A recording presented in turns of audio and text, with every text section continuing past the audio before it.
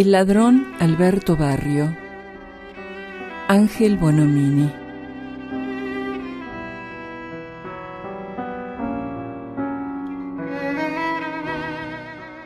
Alberto Barrio fue ladrón. Tenía 9 años y siempre lo mandaban al almacén de Las Heras y Ascuénaga. Una mañana fue a comprar una latita de azafrán.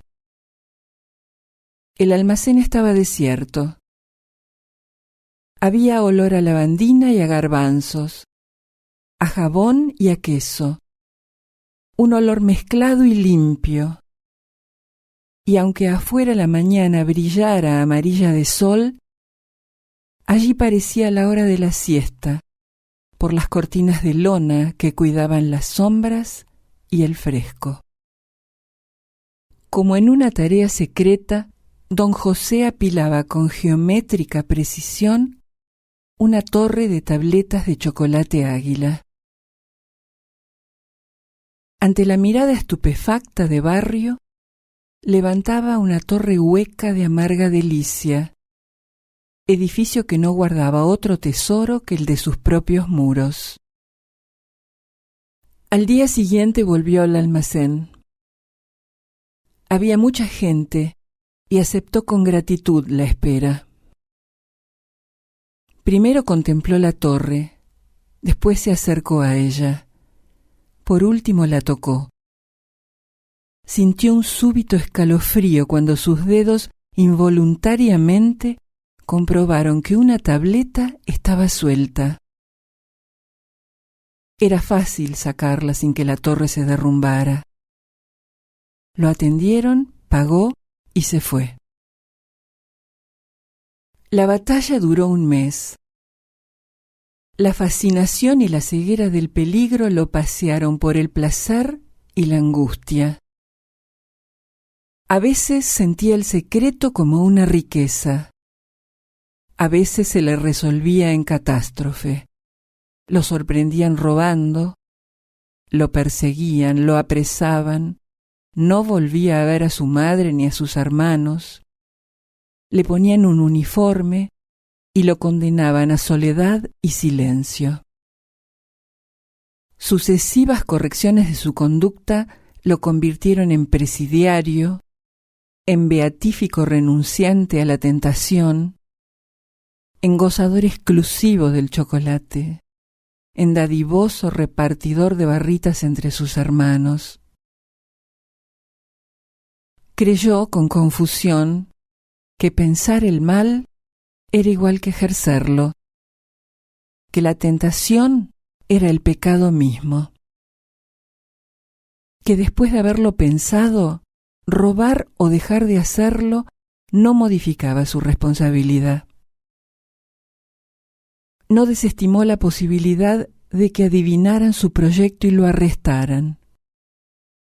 Durante un mes, cada día vio la pila, se cercioró de la presencia de la tableta suelta, leyó en la cobertura la incomprensible aseveración de que el peso neto era de media libra, hizo sus compras y regresó a su casa. No llevársela era casi tan terrible como robarla. Elaboró varios planes. Emplear una bolsa, valerse del amplio bolsillo del impermeable, usar una tricota. Visitó febrilmente una serie de horrores. Don José lo veía por un espejo cuando ponía el paquete en la bolsa, o se le caía del bolsillo del impermeable, o una mujer lo delataba al verlo cometer el robo. Y así lo cometió 1 y 1000 veces, sin soslayar la delectación del riesgo que lo hacía dar bruscos saltos en la cama mientras robaba y volvía a robar la golosina.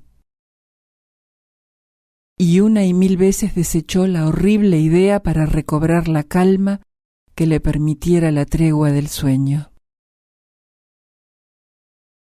En el colegio empezó a dibujar torres octogonales que guardaban su secreto.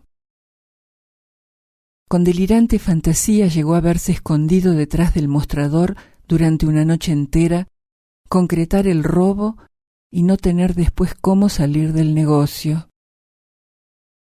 Para ese momento, denunciada su ausencia, la policía lo buscaba. Hasta que de pronto un vigilante entraba en el almacén y bajo el poderoso foco de la linterna policial era sorprendido con el chocolate en la mano. Y vuelta otra vez la odiada y temida prisión con el uniforme y la soledad. Una mañana la madre repitió el encargo. Una latita de azafrán el riojano. La reiteración del hecho, sumada a la fortuita coincidencia de que ese día también había un sol muy pleno, se le manifestó a Barrio al principio como un signo inextricable. Pronto lo interpretó como el fin de su condena. Debía robar la tableta. Pidió el azafrán. No estaban sino el almacenero y él en el local. Barrio se encontraba junto a la pila y pensó fugazmente que almacén debería llamarse el lugar donde se encuentra el alma. El viejo se agachó detrás del mostrador. Barrio tomó la tableta y la largó por la abertura de su camisa. El paquete se deslizó contra su pecho y quedó retenido por el cinturón. En el momento en que el objeto robado recorría su piel, el almacenero se levantaba. «¿Qué más?», preguntó el hombre. «Nada más», respondió el ladrón. Con las piernas flojas que no obedecían a su voluntad sino a su costumbre, salió del almacén. Se metió en su casa. Desde la puerta de la calle hasta la de su departamento se alargaba un estrecho y profundo corredor. También por allí lo llevaron de memoria sus piernas. Apenas aceptó la realidad de que el corredor estuviera desierto cuando antes de meterse en el departamento se volvió seguro de ver a los 1000 veces imaginados vigilantes. Entregó el azafrán a su madre y se encerró en el baño. Primero se lavó las manos y la cara. No quiso mirarse en el espejo por miedo de haber cambiado de rostro. Se sentó en el borde de la bañadera y sacó el paquete que se había calentado por el contacto con su cuerpo.